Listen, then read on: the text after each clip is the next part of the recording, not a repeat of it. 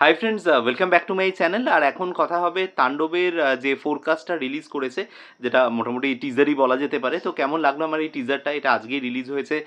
শাকিব খান ৬-৭ ঘন্টা আগেই রিলিজ মানে এটাকে রিভিল করেছেন। তো কেমন লাগলো আমার এই টিজারটা ডিটেলসে কথা বলবো এই ভিডিওতে। রিকোয়েস্ট একটাই, ভিডিওটা শুরু থেকে শেষ পর্যন্ত দেখবেন। আর কোনো কিছু যদি ভালো লেগে থাকে তাহলে ভিডিওটাকে লাইক, শেয়ার এবং চ্যানেলটাকে সাবস্ক্রাইব করে নেবেন।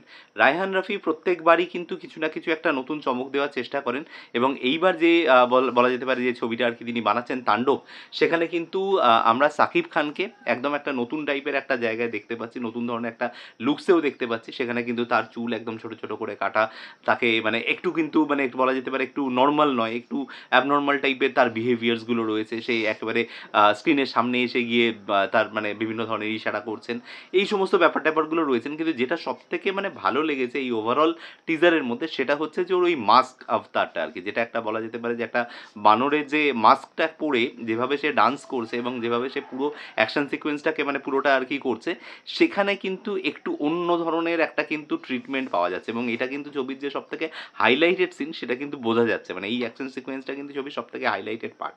তো সেই কারণের জন্য কিন্তু এটা একদম ফোরফ্রন্টে রাখা হয়েছে, যাতে প্রথমেই ওই অ্যাটেনশনটা, ওই বাজটা গ্র্যাব করে।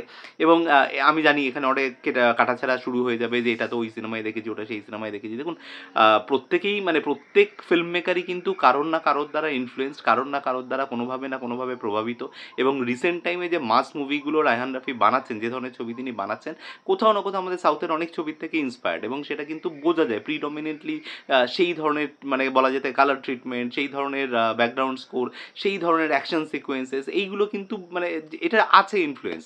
But still what I am saying, যে এই যে মাস্ক আফতারে যেভাবে শাকিব খানকে এখানে রিপ্রেজেন্ট করা হলো, যেভাবে তিনি ব্যাপারটাকে ক্যারি করলেন, একটা মাস্ক তো যে কোনো একটা অভিনেতাকে পরিয়ে দেওয়া যেতেই পারতো, পরার পরেও সেটাকে তো একটা ক্যারি করার ব্যাপার রয়েছে। তো সেই জিনিসটাকে এত সুন্দরভাবে ক্যারি করলেন, স্পেশালি ওই ডান্সিং মুভটা আমার কিন্তু বেশ ভালো লেগেছে। এবং ওভারঅল কিন্তু প্রোডাকশন কোয়ালিটি যথেষ্ট ভালো লাগছে, সেটা ইন টার্মস অফ অ্যাকশন হোক, সেটা ইন টার্মস অফ কালার হোক, বা ইন টার্মস অফ ওভারঅল মানে যে লোকেশনসগুলো নেওয়া হয়েছে সমস্ত কিছু, পুরো জিনিসটা কিন্তু মনে হচ্ছে যে বেশ একটা প্রিমিয়াম কাজ দেখছি। এটা যে একটা বাজেট মানে বেশ ভালো, এটাতে যে ইনভেস্ট করা হয়েছে সেই জিনিসটা কিন্তু বোঝা যাচ্ছে, এটাকে অস্বীকার করার জায়গা নেই।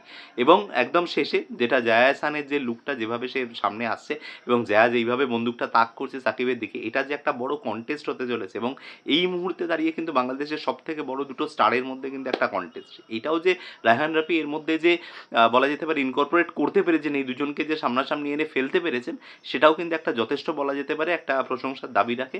আমার কিন্তু ওভারঅল তাণ্ডবের এই ফোরকাস্ট বা এই টিজারটা দেখে কিন্তু আমি খুব মানে হোপফুল হয়েছি এবং ভালো লাগছে আমার ওভারঅল। এবং একটা এক্সপেকটেশন তৈরি হচ্ছে যেটা কিন্তু একটা ভালো ছবি হতে পারে। রিসেন্ট টাইমে বাংলাদেশের মানে অনেক হিট ছবি সাকিব খানের, যেগুলো ইন্ডিয়াতে সেইভাবে ভালো ব্যবসা করেনি, তো সেটার মার্কেটিং স্ট্র্যাটেজি, যেহেতু এখানে একটা বলা যেতে পারে একটা এদিককারও একটা পার্টনার রয়েছে, সেখানকার মার্কেটিং স্ট্র্যাটেজি এবং তার সাথে কিভাবে তারা প্রমোশন করে ছবিটাকে, সেম টাইমে রিলিজ করে কিনা, এগুলোর উপরে অনেকটা ছবির ভাগ্য নির্ভর করবে। আপনাদের কি মত, এই ছবির প্রমোশন কিভাবে হওয়া উচিত, ভারতে কিভাবে রিলিজ করা উচিত, সেগুলো এসে জানাতে পারেন। আর এই ভিডিও থেকে যদি কোনো কিছু ভালো লেগে থাকে তাহলে ভিডিওটাকে লাইক, শেয়ার, চ্যানেলটাকে অবশ্যই সাবস্ক্রাইব করে নেবেন। দেখা হচ্ছে আপনাদের সাথে পরের কোনো ভিডিওতে। Till then, bye by.